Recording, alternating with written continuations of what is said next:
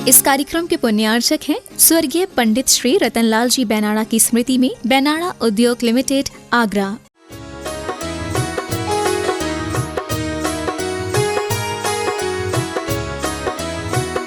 आठों ही दिशा विदिशा में प्लस ऊर्ध्व और अधो 2 दिशाएं और यानी 10 दिशाओं में विराजमान चैत्यों की वंदना कर लेते हैं, क्षेत्रों की, सिद्ध क्षेत्रों की वंदना कर लेते हैं।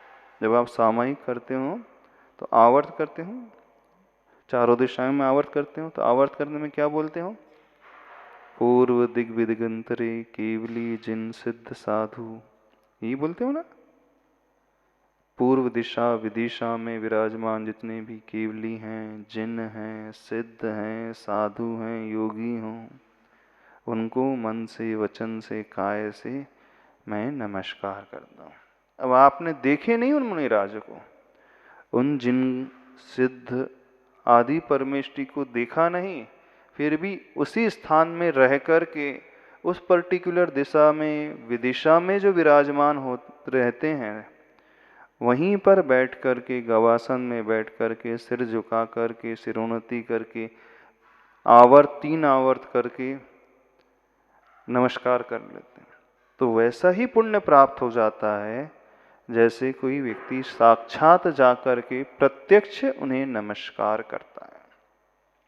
वैसी ही ऊर्जा उसे भीतर से प्राप्त हो जाती है जैसे वो अपनी आंखों से साक्षात समक्ष उन्हें देख रहा हो, वे समक्ष बैठे हैं और वो ऐसी भावना भाता है कि नहीं, मैं उनके चरणों में झुक करके उस ऊर्जा को पा रहा हूँ। तो सारा जो खेल होता है इस धारणा का होता है, भले ही वे जिनालय हों अथवा ना हो, चैत्यालय हों, सिद्ध परमेष्टि हों, वो योगी ऋषि हों अथवा ना हो, लेकिन उसी स्थान में बैठ कर के, तो एक स्थान में बैठ कर के व्यक्ति धारणा के बल पर समस्त चैत्य, कृत्रिम अकृत्रिम चैत्यों की, चैत्यालयों की वंदना का पुण्य लाभ और उसके माध्यम से परंपरा से कर्मों की निर्जरा भी प्राप्त कर सकते हैं और करते हैं। हाँ, लेकिन कंडीशन क्या है? वैसी भावना अंतरंग से उत्पन्न हो, ऊपर शब्दों में नहीं। जो हम शब्दों में कह रहे हैं वो हमारे चिंतन में उतर करके आए, जो हमारे मुख से निकल रहा है वो हमारे मानस पटल पर उतर करके आए। ऐसा नहीं कि शब्द कुछ और हो और मन कहीं और है, तो फिर नहीं होगा।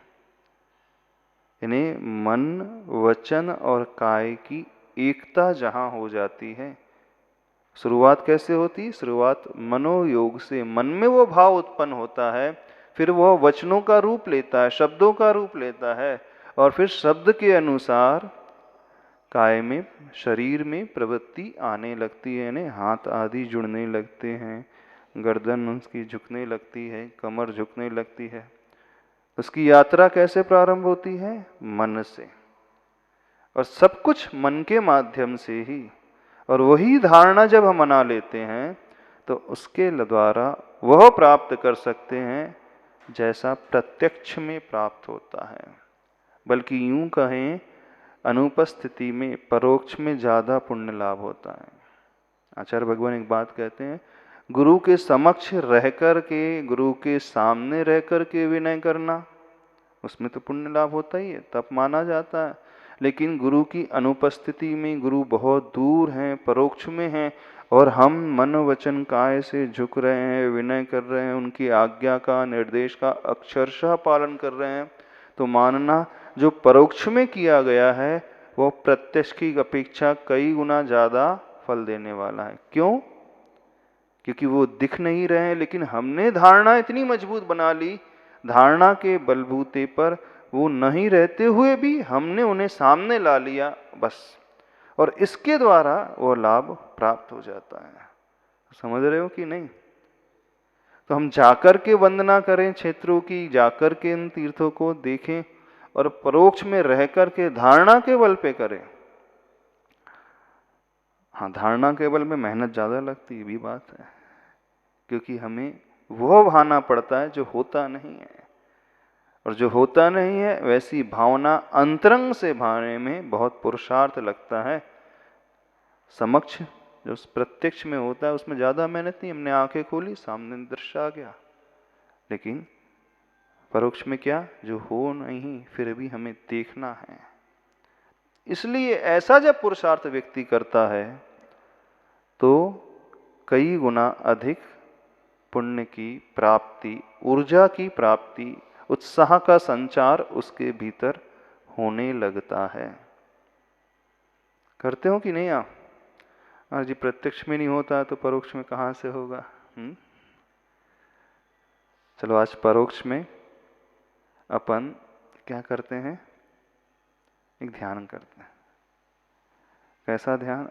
अब हमारे भीतर से तो आहारक पुतला निकलेगा नहीं, अभी वर्तमान में पंचम काल में आहारक शरीर तो होता नहीं, ऐसी रिद्धि होती नहीं। लेकिन धारणा के बल पे हम ऐसी धारणा बनाएं कि उन क्षेत्र की हम वंदना, उसकी ऊर्जा अपने भीतर प्रकट कर रहे हैं। चलो आज धारणा के बल पे उस क्षेत्र की वंदना करते हैं, सम्यक शिखर जी की। कैसे करोगे? अपने मस्तक से एक ह्रीम बीजाक्षर निकालना, श्वेत वर्ण का। कौन सा बीजाक्षर? ह्रीम बीजाक्षर, सफेद रंग का। कितना बड़ा? जितना बड़ा हमारा शरीर है,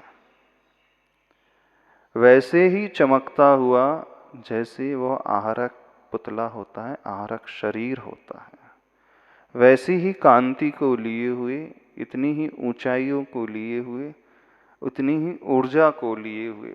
अभी हम बैठे तो दूर हैं, परोक्ष में हैं, लेकिन उस ह्रीम बीजाक्षर के माध्यम से हम उस क्षेत्र की उस ऊर्जा को ग्रहण करेंगे, उसे स्पर्श करेंगे।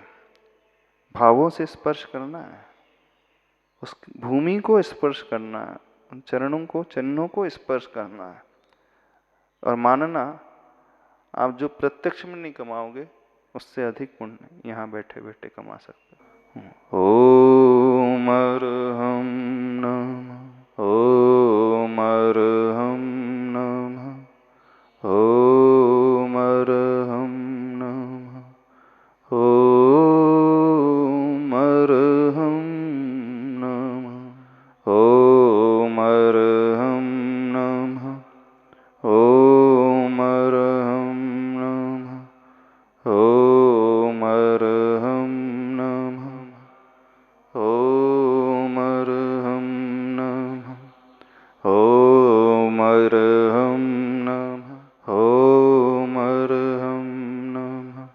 ओम अर्हं नमः, ओम अर्हं नमः, ओम अर्हं नमः, ओम अर्हं नमः, ओम अर्हं नमः, ओम अर्हं नमः, ओम अर्हं नमः, ओम अर्हं नमः, ओम अर्हं नमः, ओम अर्हं नमः।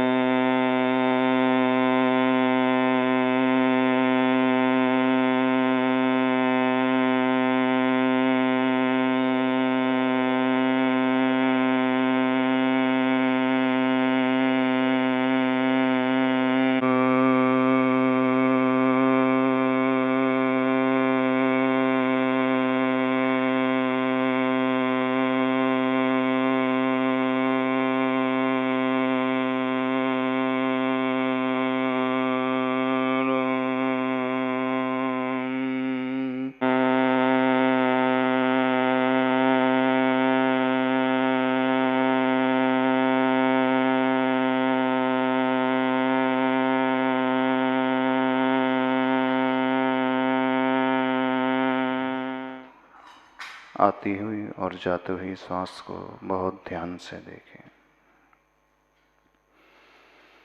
ओम के स्मरण पूर्वक श्वास भीतर आए और हम के स्मरण पूर्वक श्वास बाहर आए। ज्ञान केंद्र में अपनी दृष्टि रखते हुए श्वास खोलें।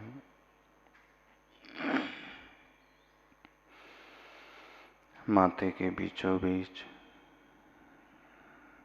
दोनों भ्रुकुटियों के मध्य स्थान पर दृष्टि कॉन्सेंट्रेट करें।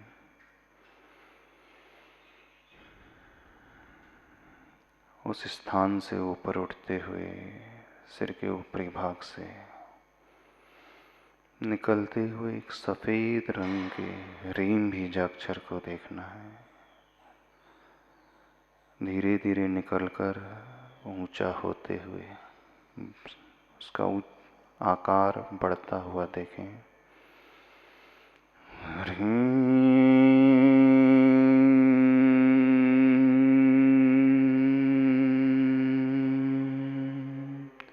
इसकी ध्वनि प्रतिध्वनि गूंजती हुई अपने भीतर सुने।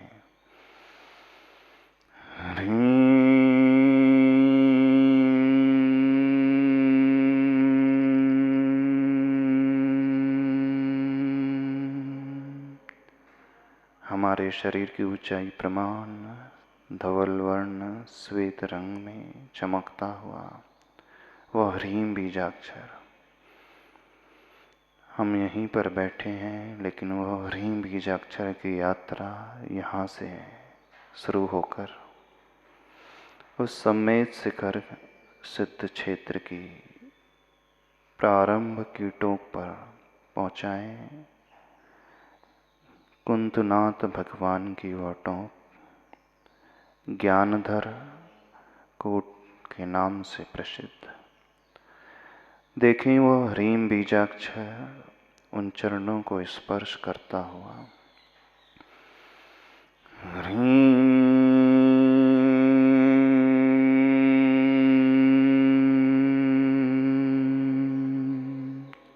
वे कुंतुनाथ तीर्थंकर, 17वें तीर्थंकर,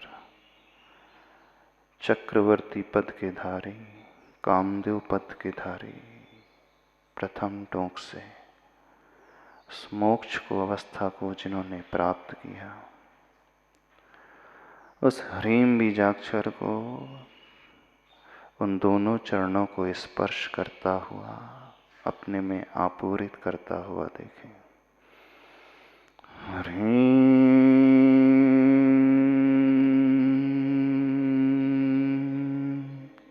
सारा ध्यान उस प्रथम टोक पर, कुंतुनाथ भगवान की टोक पर, उस माहौल में उस ह्रीम बीजाक्षर को विचरण करता हुआ देखना है। ठंडी ठंडी शीतल वायु जहाँ बह रही है, सम्मेद शिखर की पवित्र माटी को स्पर्श करते हुए उस पवित्र ऊर्जा को अपने भीतर भरते हुए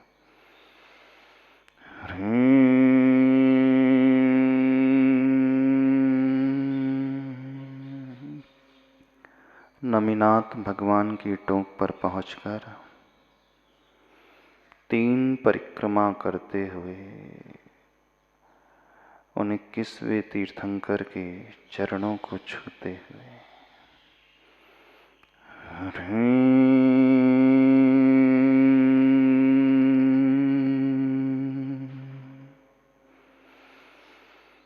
फिर ऊर्जा को अपने शरीर से स्पर्शित करते हुए देखने की कोशिश करें।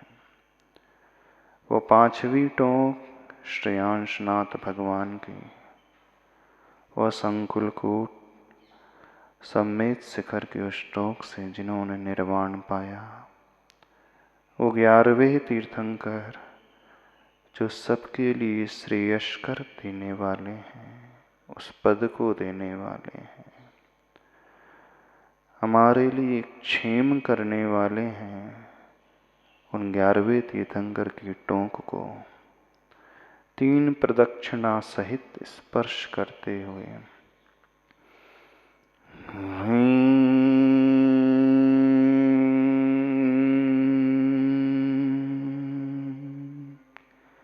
देखें हमारा भाव उन तीर्थंकर भगवान के चरणों को छूता हुआ, उस ऊर्जा को अपने भीतर लेते हुए श्रेयोनाथ प्रभु जो सबके लिए मंगल को करने वाले ऐसे श्रेयांशनाथ भंगा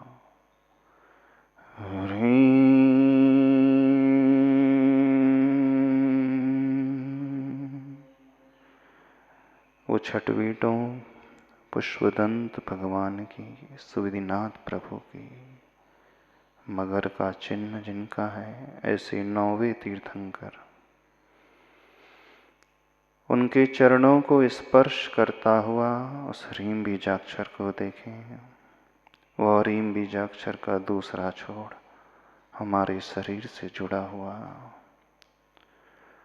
वो सुविधिनाथ प्रभु जिनके माध्यम से समस्त विधियां सुंदर हो जाती हैं, समीचीन हो जाती हैं, हमारे जीवन की सारी क्रियाएं व्यवस्थित हो उठती हैं, ऐसे वे पुष्पदंत प्रभु उस छठवीटों को स्पर्श करते हुए उन सुमतिनाथ भगवान के चरणों को छुएं। 7 राजू ऊंचाई पर लोक की अग्रभाग पर जो सिद्धालय है, सिद्ध शिला है, उस सिद्ध शिला के ऊपर वात वलय को स्पर्श करते हुए जिन सुमतिनाथ प्रभु के आत्मा के प्रदेश उस मनुष्य की आकृति प्रमाण फैले हुए हैं, उन आत्मा के प्रदेश को ह्रीम बीजाक्षर को स्पर्श करता हुआ देखें। अगले ही क्षण अपने शरीर में फैले हुए आत्मा के प्रदेश से स्पर्श कराएं।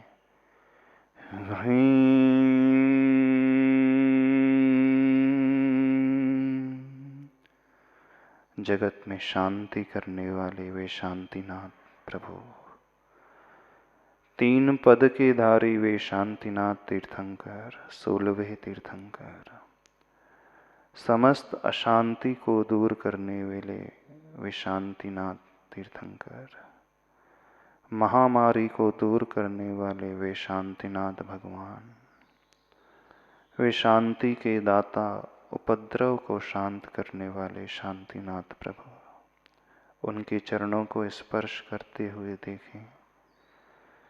3 प्रदक्षिणा पूर्वक उस ऊर्जा को अपनी आत्मा में प्रवेश करता हुआ देखें।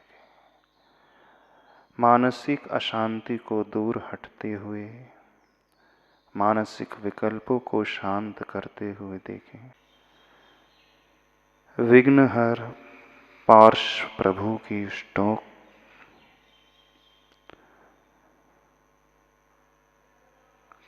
चिंतामणि की भांति, उस रत्न की भांति सब कुछ प्रदान करने वाले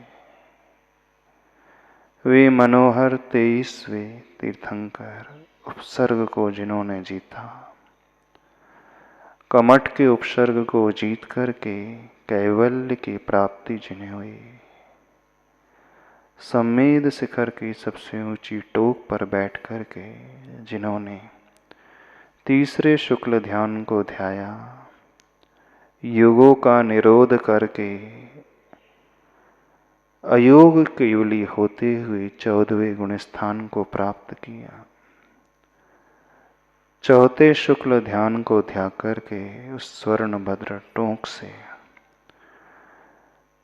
बचे हुए 4 अघातिया कर्मों का नष्ट कर जिन्होंने उस मोक्ष लक्ष्मी को प्राप्त किया, अष्ट कर्म रहित होते ही जिनकी आत्मा अगले ही समय पर सिद्धशिला पर विराजमान हो गई, तनुवात वलय को छूते हुए जिनकी आत्मा के प्रदेश मनुष्य के शरीर प्रमाण आकृति को धारण किए हुए, उन पार्श्वनाथ भगवान की आत्मा के प्रदेश को स्पर्श करते हुए पुनः उस सुवर्ण भद्र टोंक पर लौटते हुए 3 परिक्रमा सहित उस गुफा वाली टोक पर आते हुए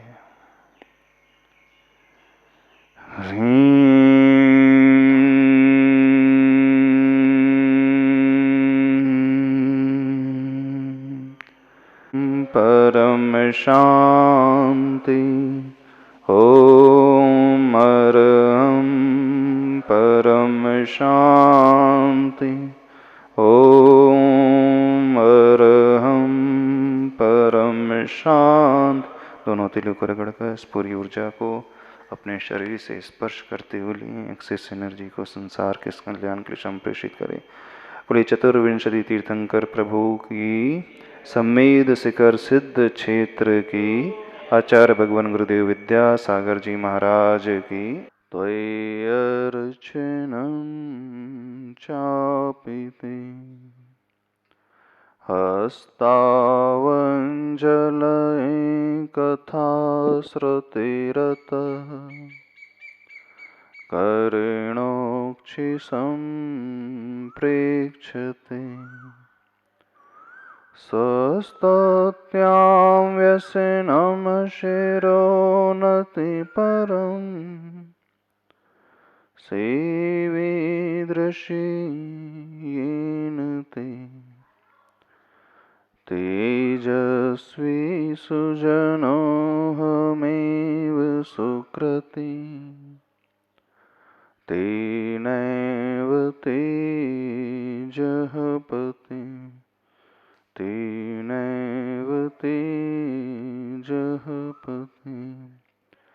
बोले देवादिदेवती शेखारी श्री चिंतामणि पार्श्वनाथ भगवान की, संत शिरोमणि आचार्य भगवान गुरुदेव विद्यासागर जी महाराज की जय। पूज्य निर्यापक मुनि पुंगव श्री सुधा सागर जी महाराज की जय।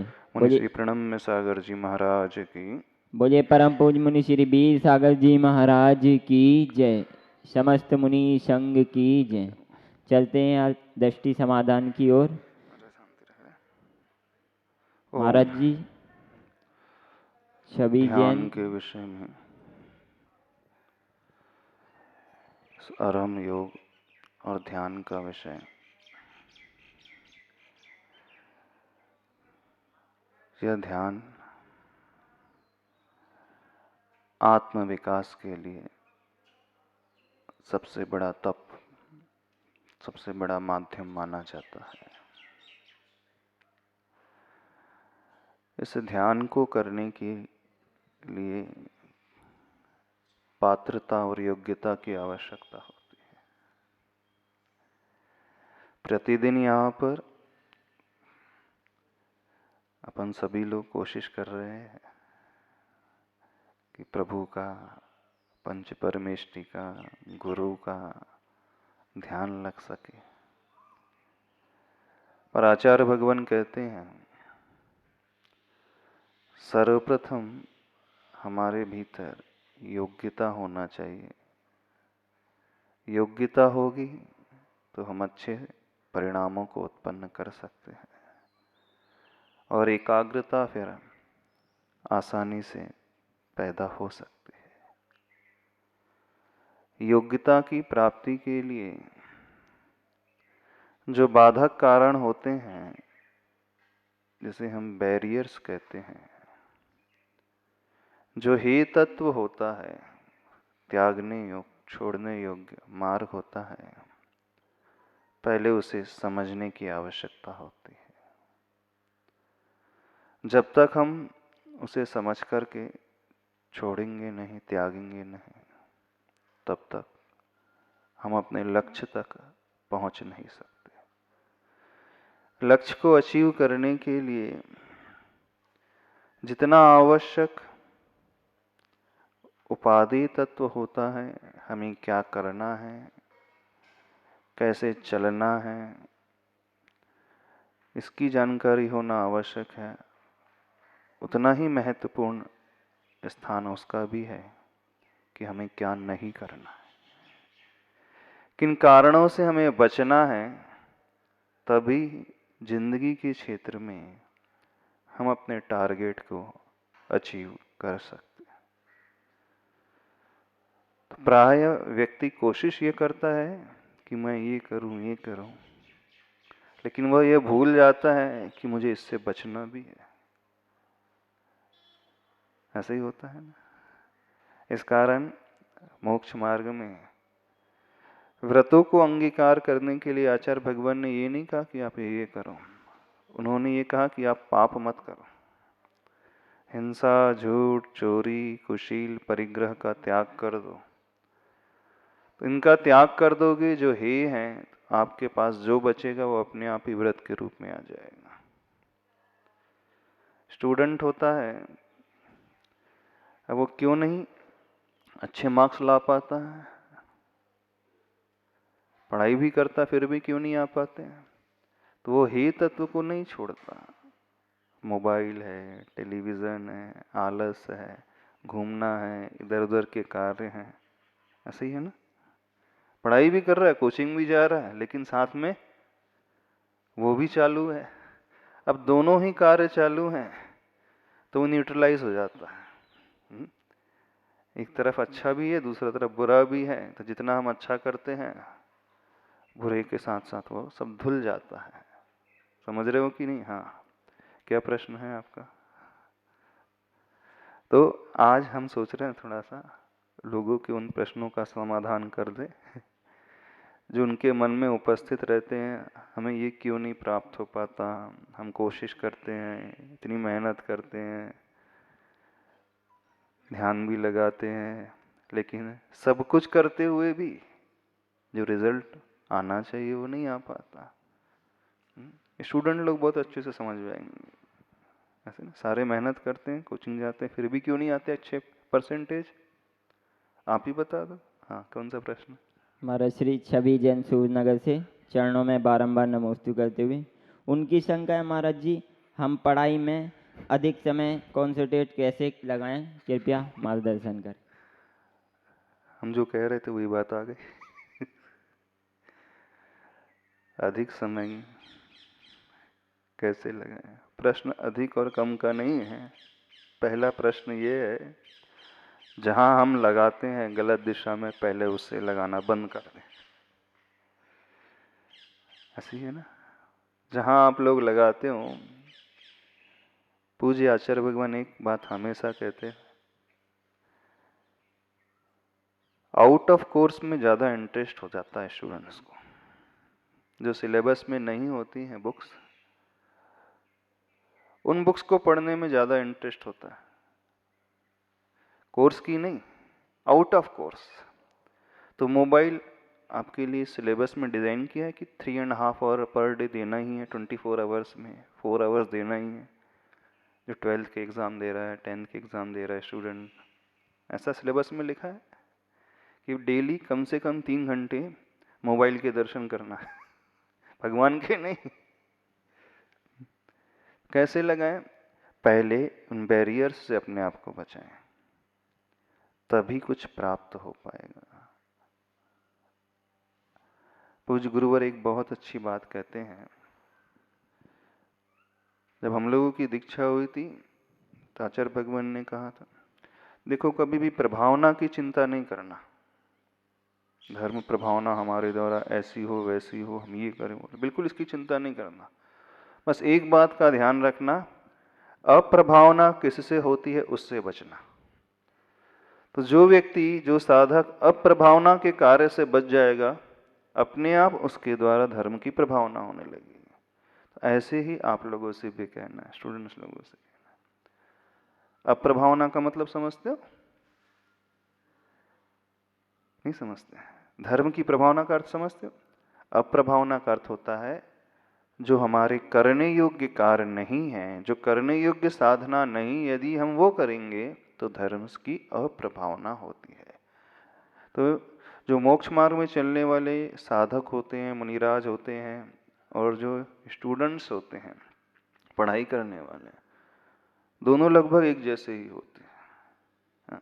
मुनि महाराज भी साधना करते हैं, अपने सुख सुविधाओं को छोड़ करके आत्म कल्याण में लगे रहते हैं। ऐसे ही वो विद्यार्थी भी अपने ऐशो आराम को छोड़ करके, है ना, नींद को छोड़ करके, इधर उधर के कार्य को छोड़ करके किस में लगा रहता है? अपने गोल को अचीव करने में लगा रहता है जो सिंसियर स्टूडेंट होता है, और जो नहीं है तो फिर तो वो क्या कर रहा है, प्रभावना की अप्रभावना, अप्रभावना। तो कंसंट्रेट कैसे करें? तो कंसंट्रेट करने से पहले ये समझे कि मन डाइवर्ट किससे होता है, उन कारणों को हटाने चले जाएं। तो सबसे बड़ा कारण जो है आज वर्तमान की लाइफ में मोबाइल फोन सबसे बड़ा नहीं है। अब बच्चे की मम्मी पापा के हाथ में भी वही है, 24 घंटा वही देखती रहती हैं, तो बच्चे देखेंगे नहीं देखेंगे। बच्चों को ये समझना है अभी हमारी लाइफ बहुत बड़ी है, हमें जिंदगी में कुछ करना है। तो उन अननेसेसरी जो कार्य होते हैं जिसमें सिर्फ टाइम वेस्ट होता है, टाइम अकेले वेस्ट नहीं होता है, एनर्जी वेस्ट होती है। 1 घंटा यदि कोई स्टूडेंट मोबाइल यूज़ कर रहा है तो ये नहीं समझना 1 घंटा वेस्ट हो रहा है। जो 1 घंटे में उसने देखा, सुना, चैटिंग की, उसका हैंगओवर कितनी देर रहता है? हैंगओवर जानते हो? जैसे कोई ड्रिंक कर लेता है, उसका हैंगओवर कितनी देर रहता है? आधा घंटा पीता तो आधा घंटे नहीं होता है, 3-3, 4-4 घंटे। तो ऐसे ही मोबाइल रूपी शराब को जब पी लेगा तो 1 घंटे यूज़ करेगा तो उसका हैंगओवर टाइम कितना रहता है? 4 घंटे, 6 घंटे, 8 घंटे। आप यूज़ कर रहे हैं 1 घंटे, लेकिन वही वे विचार कब तक घूमते रहते हैं? 1 ही घंटे आते हैं? नहीं, बंद करने के, स्विच ऑफ करने के पश्चात भी दिन भर वही विचार आते रहते हैं। तो ऐसा नहीं समझना कि हमारा उतना ही समय वेस्ट हो रहा है, समझना उससे कई गुना समय हम जिंदगी का जो कीमती वक्त है ऐसे ही व्यर्थ में गंवा रहे हैं, नष्ट कर रहे हैं। समय नष्ट नहीं कर रहे हैं, बल्कि अपने आप को नष्ट कर रहे हैं, क्योंकि समय का अर्थ होता है आत्मा। जो समय की कीमत नहीं जानता वो अपने आप की कीमत भी नहीं जानता है। इस बात को समझे। महाराज श्री अंशुल जैन दिल्ली से चरणों में बारंबार नमोस्तु करते हुए, उनकी शंका है महाराज जी, हमने कोविड-19 पर शारीरिक रूप से तो विजय प्राप्त कर लिए, लेकिन मानसिक रूप से कैसे विजय प्राप्त करें, कृपया मार्गदर्शन। कोविड-19 शारीरिक रूप से विजय प्राप्त कर ली। हाँ, लोगों ने वैक्सीनेशन करके कुछ अपने आप को सुरक्षित कर लिया है, लॉकडाउन करके कुछ अपने आप की रक्षा करने की कोशिश की है, लेकिन इतना होने के पश्चात भी एक मानसिक भीति, एक फियर भीतर का अभी भी बना हुआ ही है। अब उस फियर पर विजय कैसे प्राप्त करें, उस भय को हम जीते कैसे? विगत दिनों से हम कोशिश कर रहे हैं सभी के मानसिक परिणामों की उज्ज्वलता हो, मानसिक परिणामों की मजबूती हो। हमारा भीतरी जो भय है, हमारी भीतरी कमजोरी है, वो हम कैसे निकाल करके फेंक सकें। तो उसको हटाने के लिए, उस पर विजय प्राप्त करने के लिए कुछ आवश्यक क्रियाएं होती हैं। जिससे हमें डर लग रहा है, कोविड से डर लग रहा है, तो अपना उपयोग सर्वप्रथम वहां से हटा करके उस ओर लगाएं जहां आपको संबल मिलता है, जहां आपको एक आश्वासन मिलता है। तो कहां लगाना है? उसे याद करें जिसे याद करके आप एक अलग ही भावनाओं के क्षेत्र में प्रवेश कर जाए। उन व्यक्तियों की ओर दृष्टि लेकर के आए जो हमसे अधिक कठिन दौर से गुजर करके कैसे उन्होंने उस पर विजय प्राप्त की। एक वे लोग हैं जो आपके इर्द गिर्द वर्तमान में रहने वाले हैं, और एक ऐसे भी लोग हैं जो पूर्व में हो चुके हैं, जिन्हें महापुरुष कहा जाता है, जिन्होंने उन परिणामों के ऊपर विजय प्राप्त की, चाहे वो डर का परिणाम हो, चाहे वो कषाय का परिणाम हो। ऐसे लोगों को याद करके, उनकी ओर दृष्टि ला करके हमारे भीतर भी बिल्कुल वैसी ही फीलिंग पैदा होने लगती है, वैसी ही भावना उत्पन्न होने लगती है। क्योंकि चुंबक होता है, मैग्नेट उस लोहे को अपनी ओर अट्रैक्ट करता है। तो वे महापुरुष, पंच परमेष्टि, प्रभु आदि सबसे पावरफुल मैग्नेट की भांति हैं। अब हमें उन जैसा होना है तो उन्हें याद करना होगा, लेकिन वह लोहा तब उस ओर अट्रैक्ट होगा मैग्नेट की ओर जब उसमें जंग नहीं लगी होगी। इस बात को समझना। जब वो अनकवर्ड होगा, किसी दूसरे पात्र में रखा होगा, कवर्ड होगा, जंग न भी लगी हो तो भी अट्रैक्शन नहीं होगा। तो हमें अपनी उस जंग को निकाल करके फेंकना है, फिर उन्हें याद करेंगे तो अपने आप ही हम वहां तक उनके निकट पहुंचते चले जाएंगे।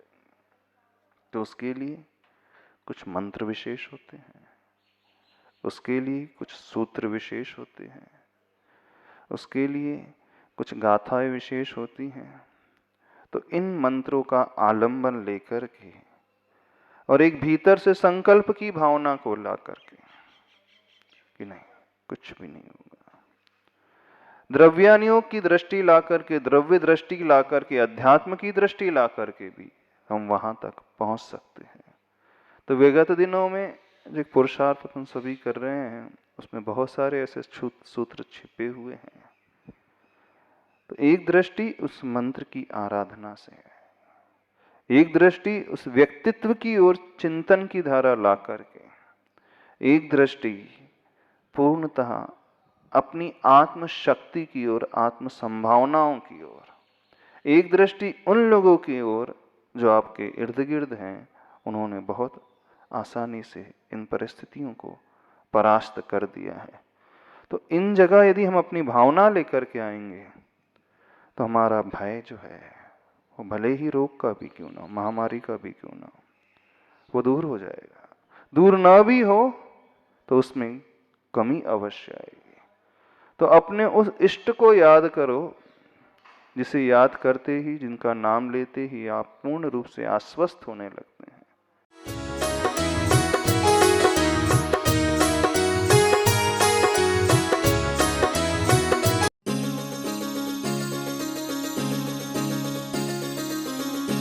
इस कार्यक्रम के पुण्यार्चक थे स्वर्गीय पंडित श्री रतनलाल जी बैनाड़ा की स्मृति में बैनाड़ा उद्योग लिमिटेड, आगरा।